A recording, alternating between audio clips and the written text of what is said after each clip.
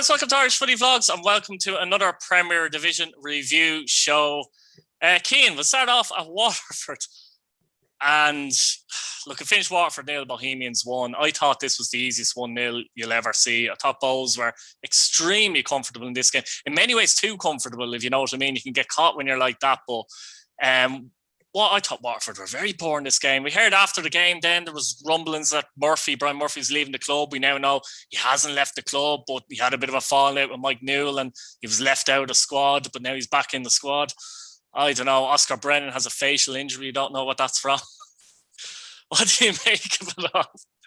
Yeah, look, I think the club done the right thing though, coming out and shutting people up because people talk and you look at all this and it doesn't make for good reading.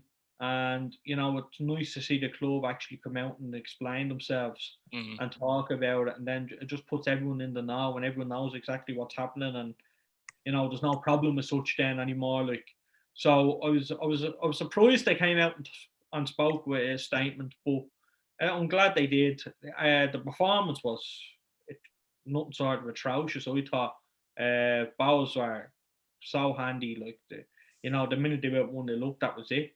I wouldn't mind. They had a lot more chances, which the Bohs I think would be slightly disappointed. They should have finished it off, really. Yeah.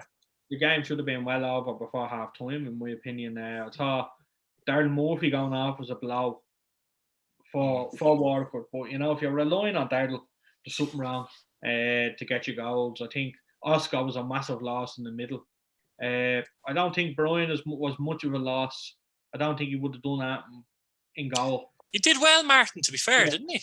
Yeah, I don't think Brian would have made any difference to that game at all.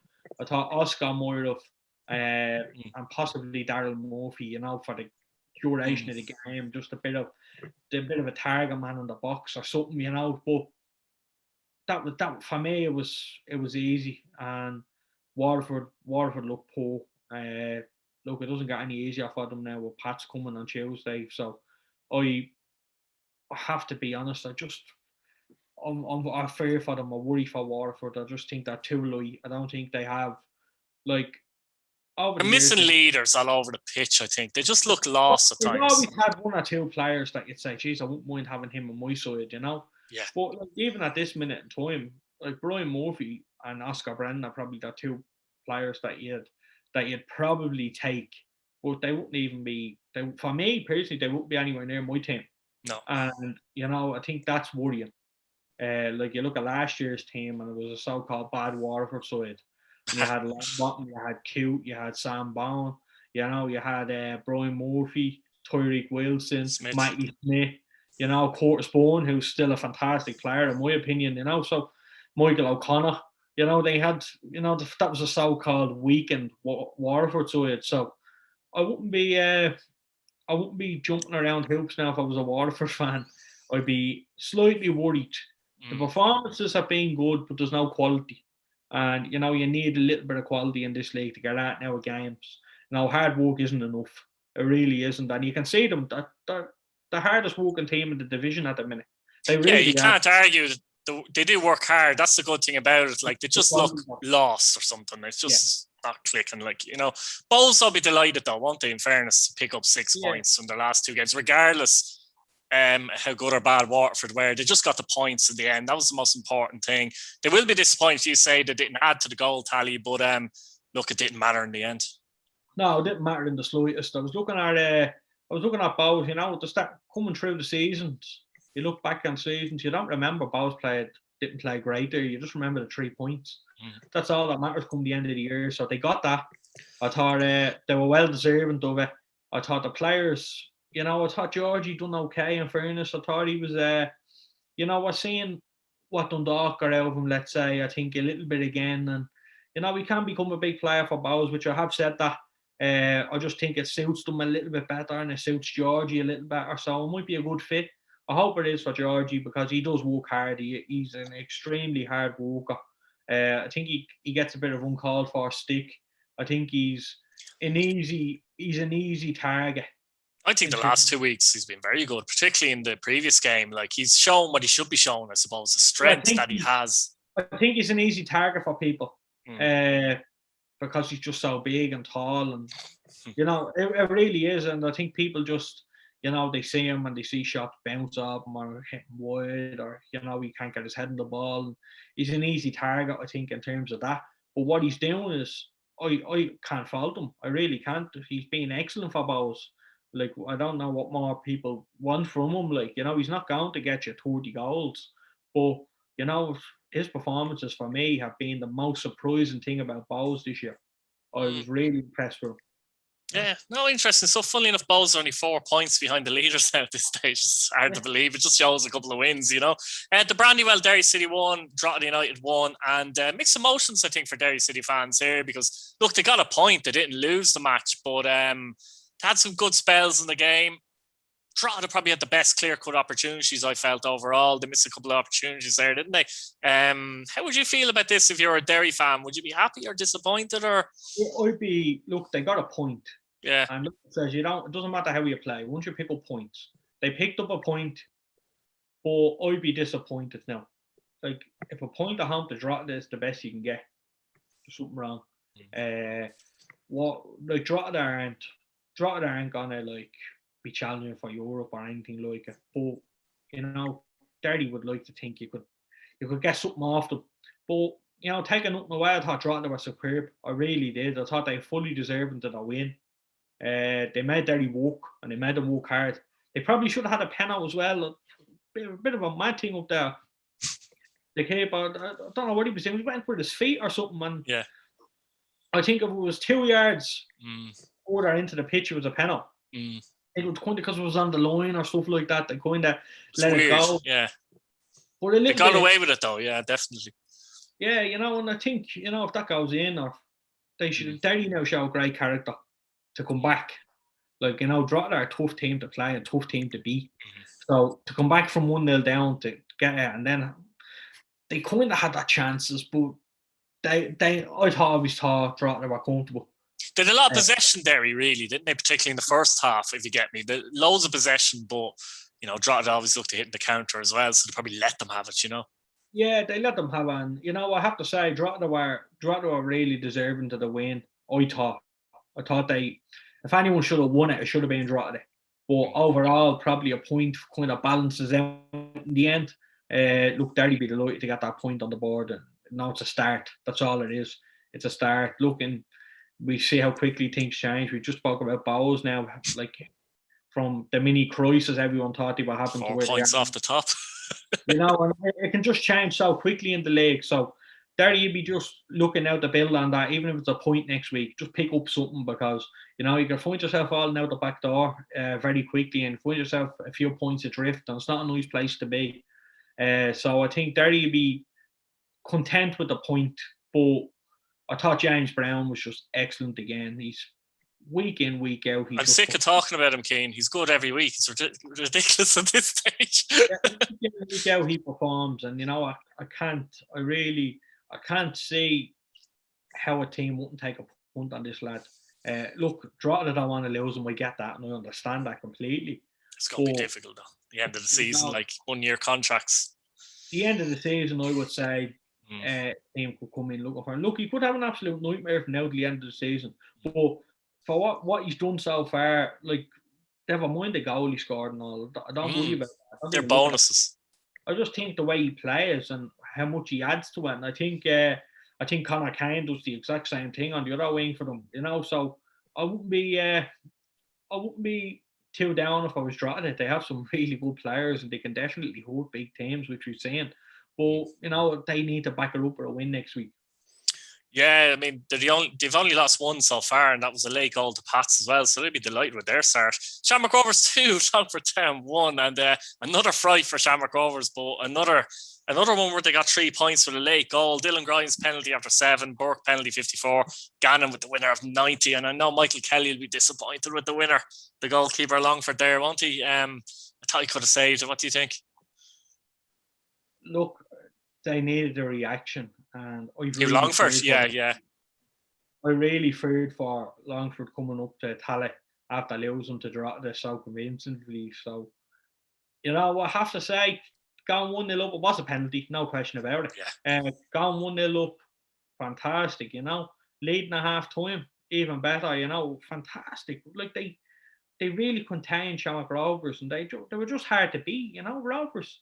I said that to you last week when we were chatting. I says, look, the Rovers are going to be relying on Graham Burke, and they're going to be relying on Arden Green and Gaffney and all, just to get in behind and that bit of magic, bit of movement to break this defence down, because they're going to come and they're going to be hard to beat. Going 1-0 down for Rovers is the worst thing that could have happened to them. Yeah. But look, champions win, and that's what champions do. Longford were not bad in the slightest. I think Longford were very in certain moments of the game. Longford were very comfortable. And it wasn't like they completely parked the bus in the game or anything like that. They tried to, at the right times, attack. So it's not as if the kitchen sink was coming at them or anything like that. Yeah, no, I have to say, Longford were comfortable. They were getting on the ball. They were moving it. Like, I thought Devon was great. And I thought, look, this Longford story can surprise a few. Like we've just seen there. That's a massive result for them. I know they lost it in the end. But the confidence you're going to get from that, after losing the week before, the way they did, the confidence you pick up there. You're looking at Rovers. That's what champions do. They win the game. And that's, we've seen it throughout the years. How many times have we seen teams who are around the top of the league winning the last few minutes? Doc used to do it all the time. Let's be honest, didn't they? Yeah. But Kenny particularly. Yeah, so look, you have to say, look, credit where it's due. They never give up. This Rovers team does not know when they're beaten. They got a fantastic late goal against Pats moments after they went behind. A fantastic late goal again last Sligo. week. Yeah, and then look, a fantastic late goal again here to win it. So, they're turning losses into draws and draws into wins in last minute. So, you're going to pick up your fair share of points. Now they're back top of the league. They haven't even... Somehow, yeah. They haven't even kicked into gear in the slightest. And, it's a little bit... It's very exciting time for Rovers considering where they are. Like, I never panicked. I never worried for them. I never thought they were going to be anywhere else but the top. So, considering where they are now before the table even settles down, look, you'll snap your hand off for it. And I think it just shows the quality that they have. Yeah, they'd be delighted with that. Sligo Rovers 1, Finn Harps 0 in the Northwest Derby. And it was nice for McGinley to gift Kenny his first senior goal at the age of 17. Look, it's great for John Kenny to get his first goal at the age of 17. McGinley will be obviously disappointed how it happened. Tight game, not much in it, I thought, and clearly that was the difference. Sligo get the 3 points. Yeah, fine margins in this league, really fine margins. There was nothing in the game, a draw written all over it. No, the game really lacked a bit of quality. Yeah, it was a tough watch, I thought. Yeah, I wasn't overly eager watching it now. I did see it from start to finish. Same. I thought Fulger done okay. Yeah. In terms of Sligo, and he settles everything down and he's very comfortable on the ball. But Johnny Kenny, whatever they call him, I think really good.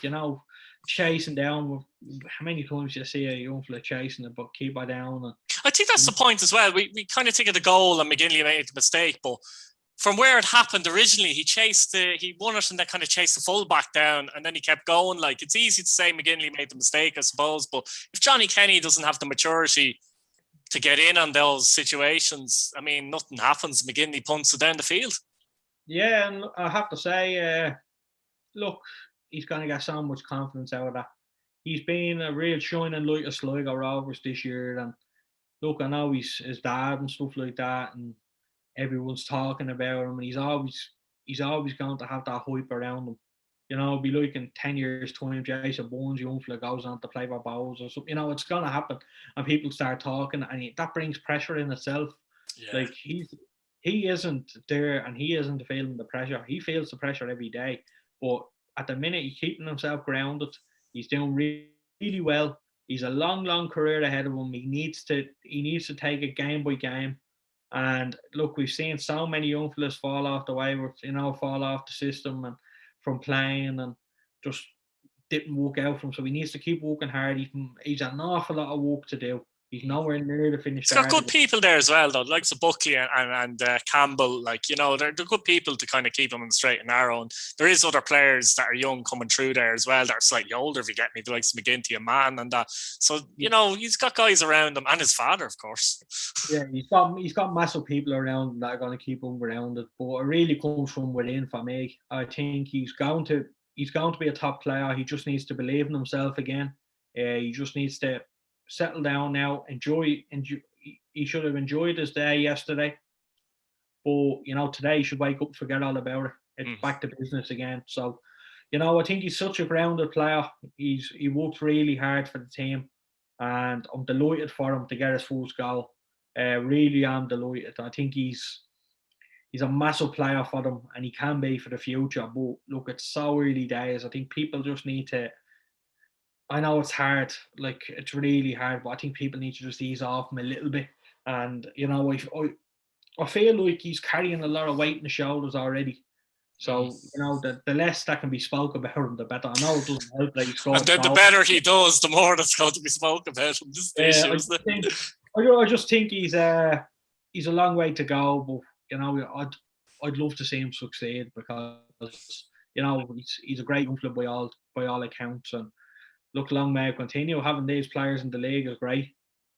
Yeah, absolutely. Finn Harps, I suppose it tells a lot that Finn Harps will be bitterly disappointed losing this game. On the other hand, it kind of shows how far they've come recently as well. And that's kind of really far. Came really far. I think you know, I think they've nearly established themselves as a mid-table club, and like, if someone was to tell me that 2 years ago that Finn Harps is going to be a mid-table club, you know, I have to say the work that's been done, look, it hasn't happened overnight. This is since 2014 or something, while he's building this. So, you know, it was nowhere near the club that could compete. But every game Finn Harps compete. You never see them getting hammered and hockeyed out of it. So, you know, to be punched above your weight like they are, absolutely superb. Look, fantastic draw. It would have been a fantastic draw. Got out of it. Silly mistake. Look, you learn from that. Won't happen again. It's full time. McGinley doesn't. No. Yeah, you don't see that. We've seen Manus do it last week. We've seen Yaros doing it the week before. You know what happens every week. There's going to be someone making a mistake. So it just happened to be Mark this week. But I know it's McNulty every week as well. We'll get him into the Premier Division show as well. Now, Oriel Park have finished Dundalk 1, St.Patrick's Athletic 1, and I know a lot of Pats fans had mixed feelings about this one, Keane. We had a bit of a chat about it as well. I was a little disappointed personally, to be honest. Obviously, Sam Bowen gave Pats the lead, and Junior equalised 5 minutes ago, but I thought it was a game Pats kind of were in control of. I felt Dundalk were kind of there for the taking, but they seemed to sit back pretty much after Bowen scored, so the last 25, 30 minutes. I thought they invited a lot of pressure from Dundalk, and ultimately Dundalk did score 5 minutes ago. Very nearly got all 3 points, which would have been probably a disaster for Pats in many ways, considering how they were in the game. I didn't really think Dundalk were much better overall than they were in the last few weeks either. Technically, it's a good start for Pats. It is a good start. Like, let's be honest, they're 11 points top of the league. It's a great start, but the game on its merits. How did you see it personally yourself? Top Pats for the first time. I went up to Oriel. I said it last week. I wouldn't take a draw going to the game. I really wouldn't, and I said it. This is Keane. I said I would take a draw, but after the result, I'm disappointed with the draw. That's how games work. It's strange, isn't it? I said I wouldn't take a draw going to the game. Going up there, I thought we had enough quality, and we showed it. You look at a Pats team, and we went up to Oriel, and the first half was Pats all day. We were so comfortable on the ball, and you know, playing some really good stuff. V had to make 2 or 3 saves, but you expect that. Look at the quality of Dundalk half. I have to say, though, just put in there quickly, Vish looks like a seriously good, promising goalkeeper. I mean, this guy I know it's early to say, but he looks like he has the temperament, the attitude. He could be a Premiership keeper one day over in England. Really, the potential is there, I think, with him. There's no question about it. And, you know, it's great that we have these players coming over. It says a lot for me, personally, to have these young fellas. He could have been sitting there picking up a wage in the 23s in England. He comes over in the middle of a pandemic to play for Pats, who was a team you probably never heard of. Yeah. And, you know, and it says a lot, I think, about a player for me coming over from these countries and coming over from Liverpool and, you know, really playing in a dirty league. And that's it. He's come from Liverpool and he's been on the bench, Champions League games and things like that. But he doesn't look like League of Ireland, cocky attitude or anything like that. He just seems such a level-headed player. Like, and his all-round game is good. Yeah, he made a couple of saves. You expect that. Yeah. Second half, look, Pat's fully deserving to go 1-0 up. Another set piece. Look, we'll take them all day. Not marking up. Sam Bowne was there to put it in the net. Great. I thought Sam Bowne was excellent, by the way, in the game, defensively. Paddy Barrett as well when he came on. Look, he saved us in the end, but like he was excellent.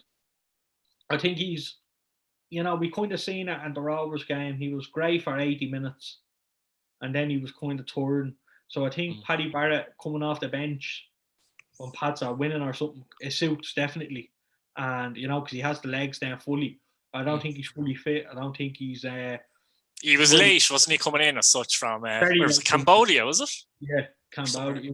He was very late coming in. But I have to say, I thought Pats were excellent, fully in control of the game. Look, when the goal went in, you have to realise as well, like, you're looking at Dundalk, you're looking at the players. Like, when Pat scored, yes, you're looking at them, the players they're bringing off the bench. You know, Dundalk really went gung-ho. I know Filippo is gone now. So, like, you know, he didn't want to go out in the loss. So he was putting these players on. And, like, you know, it's actually confirmed. I don't know if you've seen, they're actually gone now. In the last, since we've been doing this as such? Yeah. Yeah, okay. So, Filippo and... we were waiting for that. Giuseppe, the two of them are gone anyway. But Shane Teagan. What I was saying is, like, they were really going for it. Like, I've never seen a manager go for it, and the players they were bringing on, they like bringing on Junior, stuff like that. And you can understand Stevie. You can understand what he done and taking off Coughlin and bringing on the likes of Paddy Barrett and stuff like that towards the end. Like, I think it worked against Bows. I know it was a bit back to the wall, stuff like that, but it was comfortable. This Dundalk side has a lot more quality than Bows. Do you think, though, that I find it hard to tell? Do you think that the Pats midfield started to get tired a little bit, Benson, Forrest or Lennon, or do you just think they were shoved back? Because I would have liked to have seen them try and continue. I'm not saying you're going to dominate for 90 minutes, you know what I mean?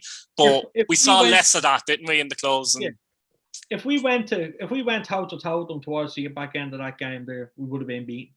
And I think our game management last year was shocking sometimes in some games.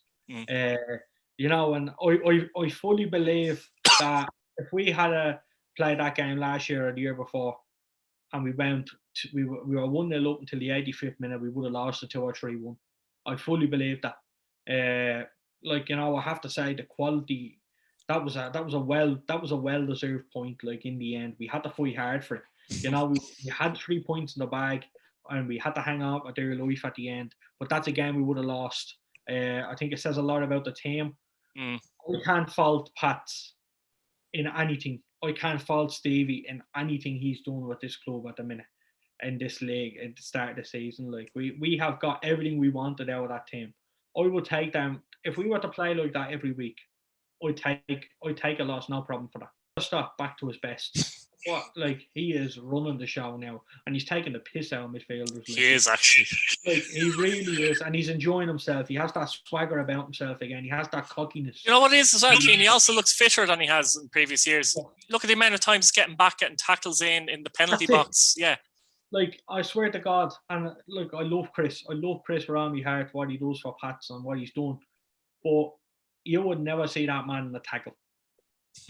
Chris Forrester is not a man to get a short story. And, you know, I think that's something that we've seen this year from him.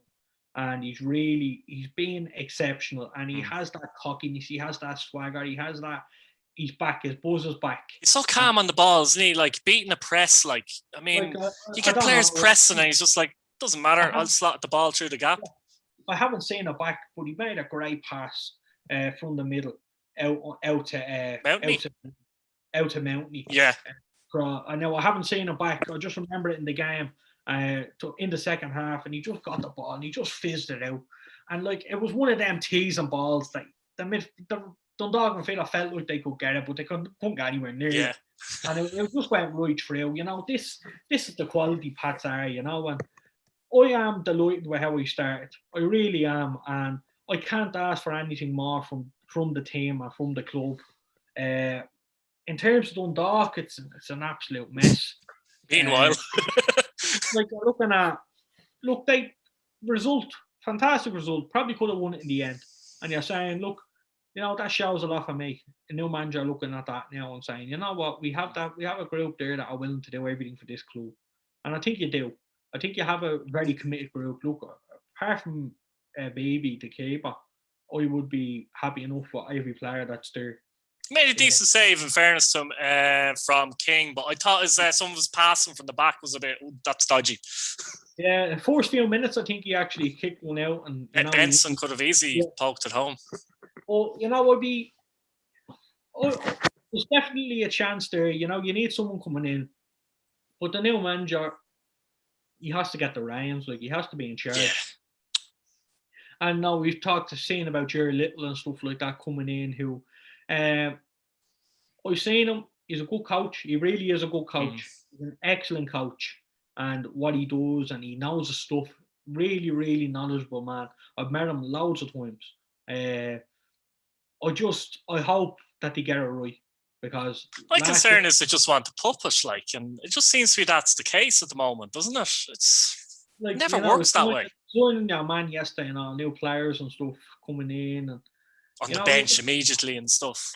Like, you don't know, and you don't know what's going on there. No, I do. I feel for Filippo. I feel for Giuseppe.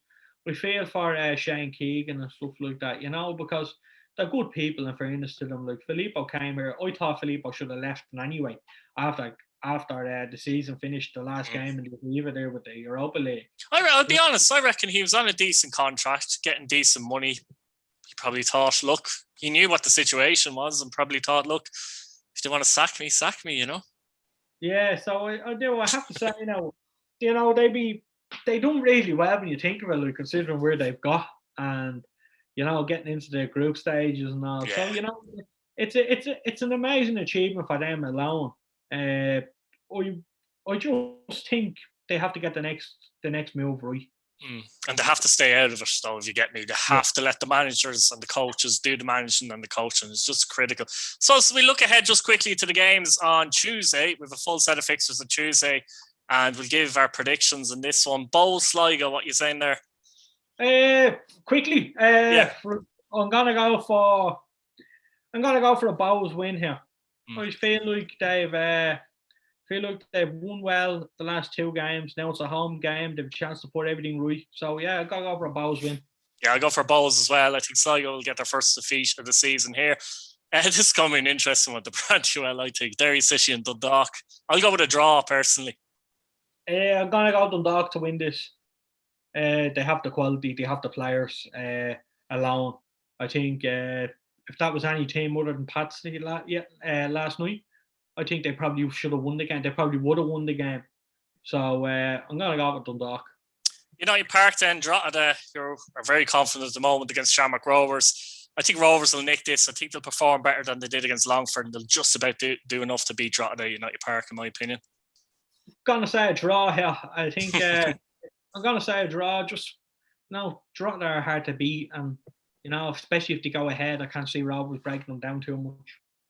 Very true. Longford Town have been Harps, an intriguing one at the City Colin. The last time they played City Colin, Longford, they were poor against Drogheda, or they had a poor result, actually, more so to the point. But I think this is going to be tight. I think this one might be a draw myself, actually. I'll go for Harps 1-0, only just because they know how to win games like that. And, they'd be disappointed losing the other game. So I'm going to go Harps, but look, it could easily go Longford too. That's a tough one. Good, actually, in fairness. St.Patrick's Athletic and Waterford at Richmond Park. And I know that, and you'll know that St.Patrick's Athletic have an awful record recently against Waterford at Richmond Park. You'd like to think that this is the time Pats win. I have to say, Pats probably should win this game, to be fair. They should.